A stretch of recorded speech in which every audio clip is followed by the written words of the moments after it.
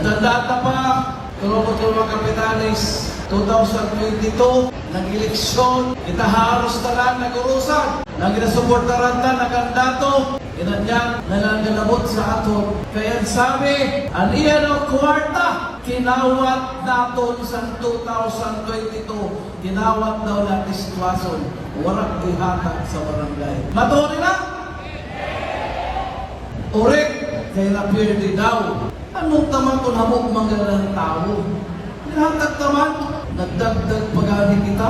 Ang masakit, kaya hindi mo na rason para magtuman ang iyang pangarap na proteksyonan ang iyang dinastiya didi sa probinsya Masbate. Kay hadlok man siya, kay nagagurang na dapat bago siya mawara, maplastar ang tanan niya na anak sa mga matataas na posisyon dito sa probinsya Masbate. Malagani, saya na 1st District, siya 2nd District, siya 3rd District, saya pa 4th District, Water District. Amin ang dahilan kaya inlabutan sa ating sitwasyon. Inlabutan ang tanak ko na kapitan, kahit na kapitan. Maski gumana pa siya sa lang na barangay din kontra lang gyapon niya. Testigos, rabungan dako, anas, bul, bititong, perde siya mo sa panin. Kaya, basa, kay sabi ko sa iya, idol na ikaw, kay katibay mo sa karan sa politika. Kaya basa ko, natuyok niya, kami tanan na dili niya kontrolado na mga mayor dapat pabayuhan. Kaya gusto niya butangan sa mga alalay at niya, mga tao niya. Nahimo niya sa PB Corpus, nahimo niya sa Esperanza, nahimo niya sa Balog Bandawon, kakagkatay ng permanente sa iya. Dili niya tao ang siyudad sa Masbate. Dili niya tao ang Milagros. Dili niya tao ang Mubo. Dili niya tao ang Aroroy. Dili niya tao ang Palanas, Quezon. Dili niya tao ang Kawayan, San Pascual, Claveria. Mga munisipyo na may sadiri na pwersa. Kaya dahil nadugay kasinda sa kaserbisyong palangga na sa tao. Ang tuyo niya proteksyonan. Ang dinastiya, gusto niya na probinsya sa Masbate, basit bagoon niyang ngaran, nibuon na niya, singaran niya. Matugot ka masarap?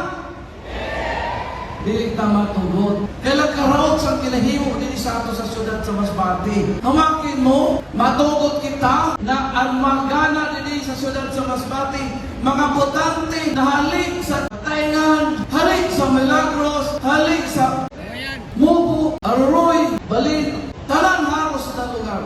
Dapat siguro, syudadano, maski kita dili nag-uruyo na, dili kita nagasarabot, dapat ang magpagana sa aton kandidato, taga syudad sa Masbate. Tama?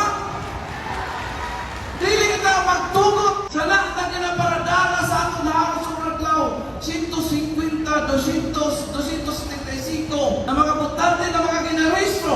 Ginrehistro sa Kagay, sobrang 300. Malinta, sobrang 300. Mapinya, 200. Na mga ginhakot sa mga van. Ginhakot sa na bus. Kaya intensyon, mapirdi ang syudadano sa mga butante na ginhakot. Dili kita sana magtugon. Kontrahon tayo. Maski dili kita nag-uruyunan. Basta ang gumana, kagpagpagana, taga-syudad, San Masbate, dili Cebuano, dili Ilonggo. Tama? Nakaulopot ko, nano kay sugat sana ka-intensyon na paagi na dili tama ang ngaran sa pamulitika na makuha ang gusto niya mangyari. Kay gusto tahuban ang niya mga anomalya na pirakatulig na bilyon-bilyon pesos na. Bilyon-bilyon pesos na mga ghost regraveling, road opening, dili nato intra, ina na mga catering, ina na mga bulong tanan-tanan. Bilyon. Turupot ko sa syudad sa Masbate, ina na bilyon. Maayo na dapat sana ang atong mga hospital sa entero probinsya sa Masbate. Tama? Maayo na untani ang atong kuryente. Kay malagani ang ako Bicol, si Congressman Saldico, kay gusto niya buligan ng Albay. Ano niya pundo? Na 500 million ginbutang niya sa cooperative sa kuryente sa Albay o Aleco. Nano kay dili na ginahimo sa aton. Didi sa probinsya, pati sa iyang 1st District, 2nd District, 3rd District, sa iyang Kapitulyo. Kung umot ang kahilingan. Siguro mas pabor kag mas maayo kung matuod ang istorya, mas maayo daw kuno ang barko. Mas maayo ang barko? Masino ng barko kisa kuryente. Inunang laslay, matayo, alimango, tanan-tanan, puros private property. Katahong lang kung tani ko nila naman ginaparambog sa aton, ginaparapakita sa aton, kung pareho sa syudad sa Masbate, nag-develop sa butot, ang tagiyagapon ng gobyerno, nag-develop sa mga probetom, ang tagiyagapon ng gobyerno, nag-develop sa Pawa Magrup, gobyerno gapon ng tagiya, nag-develop sa butot Balisak, gobyerno gapon ng tagiya. Ang masaklap, ginlubog pa ang aton kapitulo niya sa utang. Ang utang sa kapitulo niyan, halik sa COA Audit Report 2023, nasa 2.85 billion pesos. Bakit mo? Kagan masakit, kagadamuhan sa na regraveling road opening, sobra sa billion na pesos. Payable in 15 years. Papayanan sa 15 anyos na utang. Lubog. Kita mo gani, maaraman ka mo sa niya 20% Economic Development Fund. Pag sinabing Economic Development Fund, mabulig sa ekonomiya san barangay. Mabulig sa ekonomiya san syudad sa Masbate. Mabulig sa ekonomiya san mga local government unit.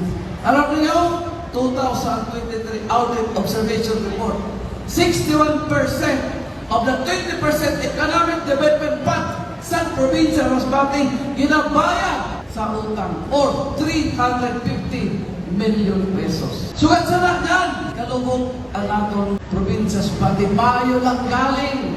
Kaya dili ini pare sa Amerika na anusan na estado na bubuhay sa salirya na income. Kung mabakrap, dili mabakrap kay kada tuig may nababatong kita na ira o yan national tax allocation. Dili mabakrap, pero kung wala sa national tax allocation, bankrupt na ang kapitulo nato. Kaya, sugat sa intensyon na madagdag ang syudad sa Masbate, saya dapat makuha ang isang pulo na madagdag siya bisyo. Nano bisyo? Derby, casino, sinilaw-silaw lang kita, bilyones galit na pundo ang ginagawa hali sa aton. Kaya, maghiwag kita sa Dudano, dili kita magtugot. Kung napobre ang kataingan, linubog sa utang ang kapitulyo. Ang sunod sa nahubaan, ang syudad sa Masbate. Naging protektaran nato na mag-asenso sa sugat sa ni pag-asenso. Lungsod. Kaya, amoy na rason, inano, sa tiswason, tungod na madalagan pagka-governor. Kaya habo ako na magpadayon. Ininikinahin mo niya. Wala bang problema kan Ate Bing, Kuya Jamon? Mga matibay naman na sila pag dumara. Kaya-kaya na ipadayon ang programa sa Laksyo Padayon. Ang kailangan natin yan, magkaigwang kuryente, magkaigwang hospital na maayo, magkaigwang tubig, mawala ng illegal fishing, mawala ng illegal gambling, kagtanan na mga proyekto na dili ginahimo dapat mahatag sa atong mga parauma, sa atong mga paraumista. Yan na gabi, dili na kao magduwa pa na ako, dili desisyon, maganda to, governor. Ginabakan si Atistuaso sa Medellin, dili baligya ang kalag ng Atistuaso. Mangyari ato ako. Dili ako mababakan. Pareho sa lima, na nabakan ang mga kalag sa Atistuaso, mas ginano nangyari titindogan ko, ang tindogan ko na mag-ayo ang syudad sa Masbate, kag mag-ayo ang probinsya sa Masbate, dili ako mababakan. Ibatsak ko ang aton mga parapangista, mga parauma, ang aton mga negosyante, ang aton mga empleyado sa National Government Agencies. Magtuod ka mo sa DepEd, sa engineering, sa DILG, tanan na isa sa gobyerno. Kaya wala man si partnership. Magtuod ka mo sa akon. Ako, dili manalagan ko, dili ko batsak na kaya ko ni ganahon. Kaya alam ko, urit ng tao. Dapat may bago naman na magdumara sa probinsya sa Masbate. Nag-aram ko sa supporteran niya ako. Supporteran niya ako. Kaya sa tama malaman natin gusto mangyari. O doon na nila na mga kung ano-ano na pagsilaw-silaw sa aton, bida na sikat pa, ito gali, kinulipaw man lang ang mga pondo naging panghatag sa aton. Kita, nakita niyo programa nato sa Rina Pesta, simple lang, igamitan mga pondo sa kada opisina naton, wala kita damdamo na gastos, ginamit na lang ang mga kakayahan naton. Pero nakita man naton, maski pa panahon, sa urusan sa konsiyo, ani niya kita, nagtelefon, kagabi, grabe lipay sa kabataan. Yan naman nagabi, ada, kita nagtelefon, kanyo kita Shaira, kahit tradisyon na nato na pagbarangay, kahit ikaw ka kitang dara, na artista, na magahatag sa ano sing kalipay. Kaya lang, habog kita sa may habog kita malmahal, kaya kita mahilig pagkuha sa tagatuna pa lang pagsikat. Kaya nakakuha kita sa mga matahong na mga mapresenta sa ato. Sa itanan, Happy Pesta, Happy Independence Day!